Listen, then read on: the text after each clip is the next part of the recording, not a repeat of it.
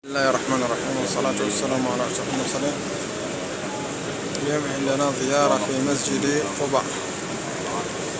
هذا المسجد الذي كان النبي صلى الله عليه وسلم دائما يزوره يوم السبت، وزيارته وقضاء ركعتين في هذا المسجد بمثابة عمرة.